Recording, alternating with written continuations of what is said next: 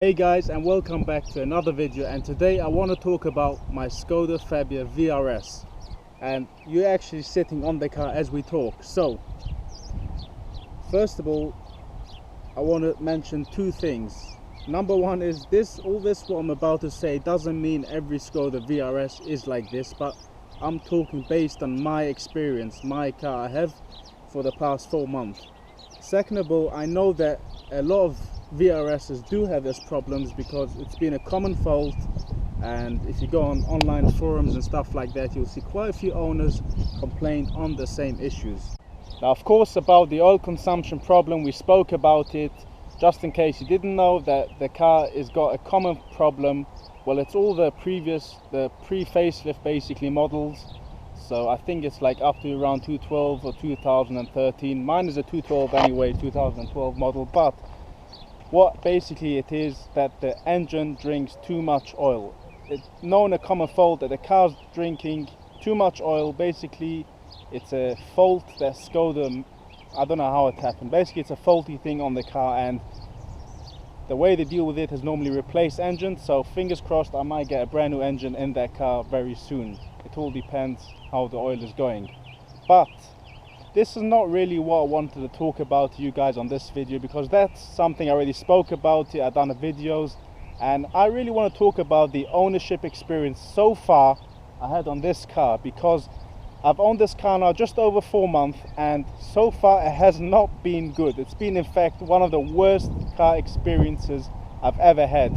Now, don't get me wrong, guys, I really love this car, and I wish these things wouldn't, these things wouldn't happen to me, because I really like this car, and it's a big shame. But let me talk to you about the stuff that I've been having since buying the car. First of all, since buying the car in 4 months, I've already been 3 times to a Skoda dealership, and it's not the end, because I have to go back again just in case they might change the engine. So first problem I had is the DSG gearbox. For some reason, like on slow moves and stuff, it was just jumping. The whole car was juggering, whatever it's called. Like basically it was shaking. So what Skoda done is they changed the DSG clutches into the thing. And by the way, I bought the car from a Skoda dealer, so luckily I came with warranty, because otherwise I'd probably be bankrupt by now if I would have to pay for all those faults that Skoda created on a car like this, which is a big shame. But they changed the DSG clutches, which I know costed almost £2,000, 1,900 and something pounds just to change their clutches. Luckily I didn't have to pay for it because it was under warranty. But honestly, guys, that has not fixed the issue. The issue is still remaining there. So that was really a shame of the monies paid, but it wasn't up to me. That was their decision to do. But yeah, so the gearbox, not good. Second problem, obviously we're not talking about the oil consumption, because that's obvious.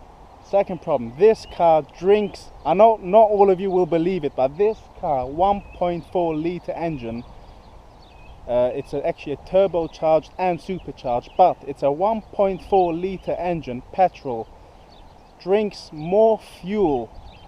Yes, you're hearing it good. This car drinks more fuel than my BMW 335, which is a 3 litre twin turbo engine modified to 400 horsepower.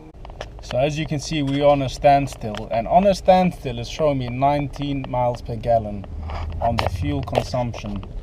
That is unbelievable. And just imagine when we start driving, it's going to drop down to, well, depends how I drive, but it can go down even to 11 miles per gallon. That's how bad it is. How is that possible?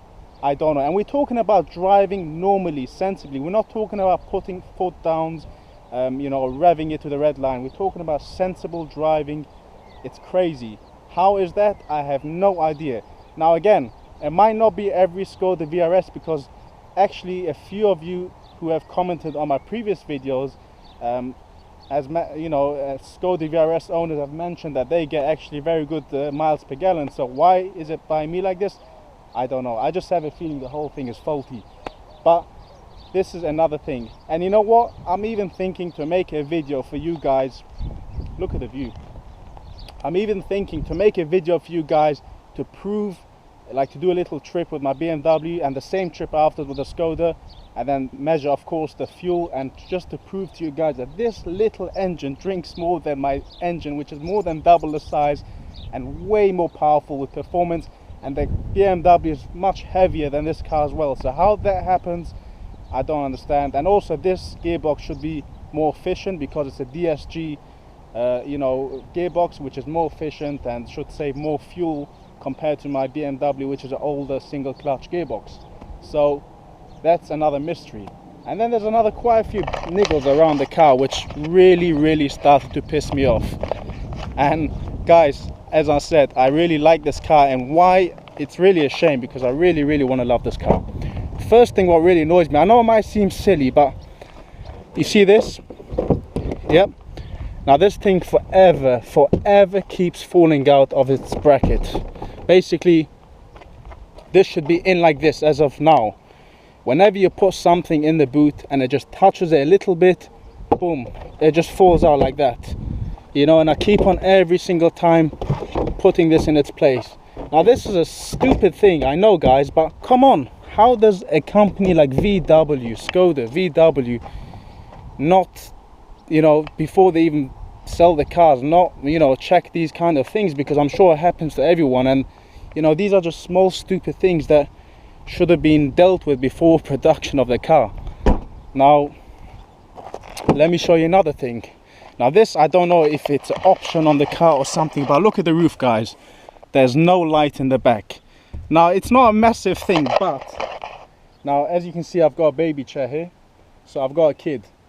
Imagine you driving down you know, at night, you're doing a road trip or something, and you need to stop. The baby wants a bottle or dummy, whatever it is. I know it's not everyone's thing, but it's pitch black in the car, no light on the roof. It is flipping annoying, trust me guys. I know it doesn't sound crazy, but a stupid thing like that. I mean, to be fair, there isn't really many cars I know that don't have a light in the back for the back passengers. So that's another stupid thing. Now let's just go back to the fuel economy thing, because if I'm lucky, I will get 15 miles per gallon, and that's on nice driving guys. That's like driving with my child in the car, so driving sensibly. And if I put my foot down on this car, you can actually see the needle, the gauge, the needle, you know, the needle from the fuel gauge moving down. So I don't know if this is the way it should be or if it's faulty, but guys, it doesn't make sense to me. 1.4, it drinks way more than my BMW 335i. Now guys, again, I don't mind paying fuel, I don't mind having a car that drinks fuel, as long as it gives me miles per mile. You know, if I would have a Ferrari, I wouldn't cry with all the fuel, you know, costs on the Ferrari, because I will enjoy every mile. And same with my BM, it drinks fuel, but I enjoy the miles. I don't mind spending that money, it's expected. But when you buy this car, it's not expected to spend more fuel than a higher performance car like my BMW on such a small engine. And we're talking about guys driving normal, and well, I really don't know what to say. So far the experience on this car has been the worst car I've ever owned.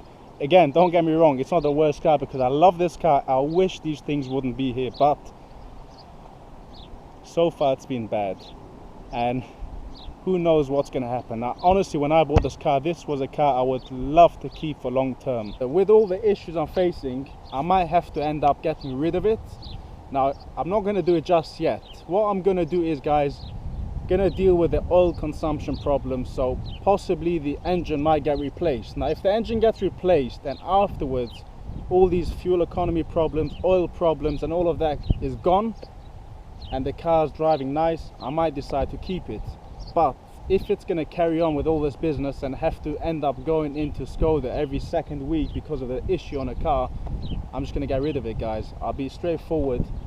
I honestly, guys, I always share my experience on my channel on cars I've owned, like on my BMW or on this car, on other cars. I always share my experience, how I deal, what I have with the cars. This is part of my channel. I don't just do reviews. I don't do reviews on cars like some people that drive a car for 2-3 hours and give you a review. I give you ownership experience. This is the difference. And at the moment this has been terrible. 3 times in 4 months to the dealership, and I have to go again, as I said. So it's a bit sad. And again, it doesn't mean every Skoda's like this, and I'm not you know, hitting on Skoda or anything, because honestly I came into this brand like I really love this car. I really love this car. So big shame on this, big shame on this. And you know what, I'm sorry to say this, but the way Skoda deals with issues is also not, compared to my experience, listen, this is honest experience, compared to my experience with BMW dealerships, you get way better service in a BMW dealership compared to a Skoda dealership. Let me give you examples. You're booking your car for appointment, whatever, to get the things dealt with. And Skoda, you'll sit an hour, and BMW, they'll be expecting you on the time, you know, deal with you. With Skoda, they can push you around, wait around and all that. Now again, these are not things that these are not important things, because these things are not really what I'm talking about, but it's just the whole package on this car is being bad at the minute.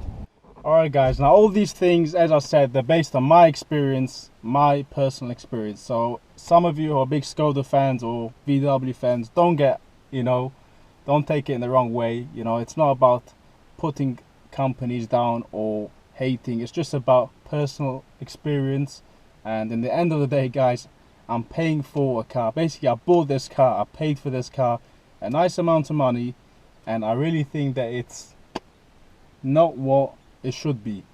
Anyways guys, this is my personal experience, and again, I will update you regarding the engine, if it gets replaced or not, whatever the situation will happen on this car, and if you know, whatever will happen with it.